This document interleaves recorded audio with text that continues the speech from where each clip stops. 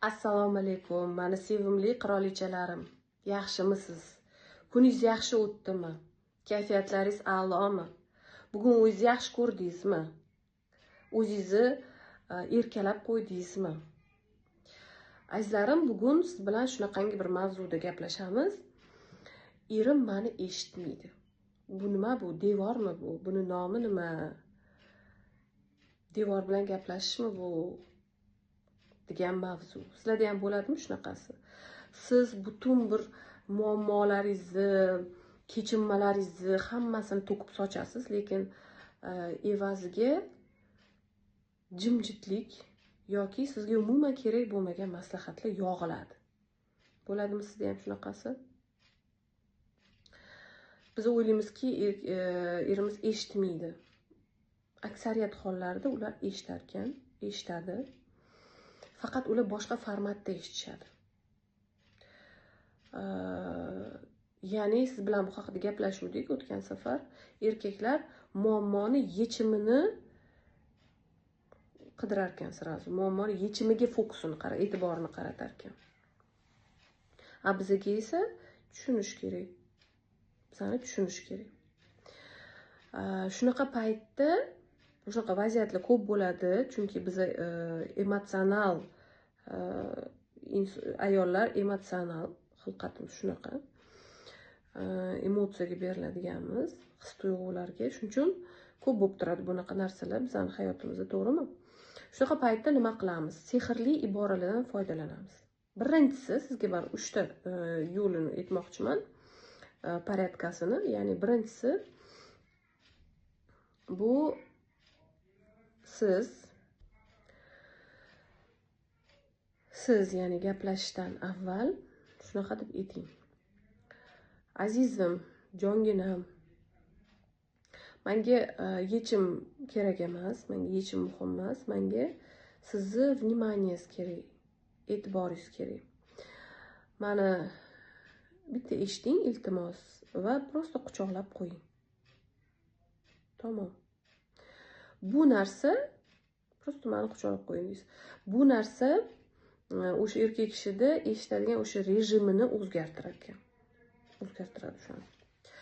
Ikkinchisi, siz kechinmalaringizni, o'zingizni his-tuyg'ularingizni gapirganingizda man bilan o'zingizdan kelib chiqib gapiring. Misol uchun,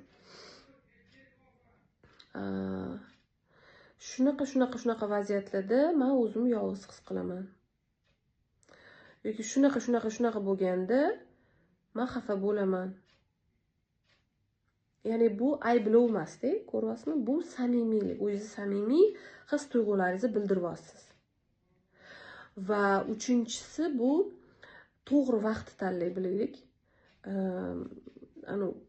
Men tushunaman, menda ham juda ko'p bo'lgan bunaqa holatlar, ishdan kelishlariga yoki ko'p ko'rmaymiz-da, misol uchun, to'g'rimi? Ish bilan band bo'lishadi, pul topish bilan band bo'lishadi. Aksariyat hollarda-da erkaklar kelishligi bilan ichimizdan prям otilib ketgisi keladi o'sha gaplar, to'g'rimi? Lekin unaqa qilmasdan turib, vaqtini poylab, ya'ni ishga berilmagan, qanaqadir bir o'yinlar yoki bir nimagadir berilmagan payti bo'lishi kerak. Ana shunaqa paytda gapirsak, ancha yaxshi foyda olamiz. Ya'ni shuncha qilingan harakat besamar bo'lmaydi. Bizani o'zimizni foydamizga hal bo'ladi o'sha ish.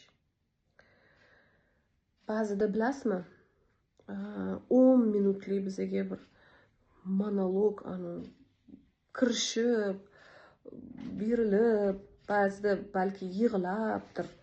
O'shanaqa gap foydasi yo'q. Ya'ni kerak emas ba'zida. Undan ko'ra 2 minutlik to'g'ri so'rov, ya'ni iltimosingiz to'g'ri, chotki etilgan va bir-biringizga ko'zlar bir-biriga tushsa, ya'ni mehr ko'zlar deydi-ku, o'sha 2 minutlikni o'zi yetadi. 10 minut gapirib cho'zilib shart emas. 2 minutda o'zi to'g'ri so'raysiz va ko'zga tushsa, o'shani o'zi yetar ekan. Mana bir sinab ko'ring. Bugun gaplashganingiz yoki ertaga, bilmayman, vaqtlar bo'lganda xo'jayingizni shuni bir sinab ko'ring. iborani shunaqa deb boshlang gapni. Ya'ni muammodan boshlamangda. Gapni boshqachasiga boshlang. Azizim, jonginam, hayotim, menga sizni fikringiz muhim, мнениеңiz muhim deb turib gapirib yoki azizim, menga sizni поддержканgiz kerak, qo'llab-quvvatlashingiz kerak. Dingda keyin reaksiyalarni kuzating. Qani ko'rasiz. Ba'zida bilasizmi, aksariyat hollarda devor siz bilan o'sha devor ko'pincha hollarda kaliti topilmagan bir oddiy eshik bo'lar ekan. Tushunasizmi shunga? Kalitini biza topa olmagan oddiy bir eshik bo'ladi o'sha azizlarim. Shuning uchun sizga bir mini yana bitta maslahat. Ikkinchi maslahatimiz bu. Shu devor bo'lib turadigan yoki gapirganingizda siz kutgandek javob olmagan holatlarda shu 3 ta yo'lni tutamiz. Ya'ni birinchisi o'sha to'g'ri so'rov. Menga o'sha yechim kerak emas. Menga prosta meni eshiting iltimos, meni quchoqlab qo'ying. Ikkinchisi o'zingizdan gapiring, men deb gapiring. Uchinchisi to'g'ri vaqtni tanlay biling. Maylimi? Sizlarni yaxshi ko'raman. Safimiz kengayursin va keyingi maslahatlarda, keyingi uchrashuvlarda, videolarda ko'rishguncha sog' bo'linglar.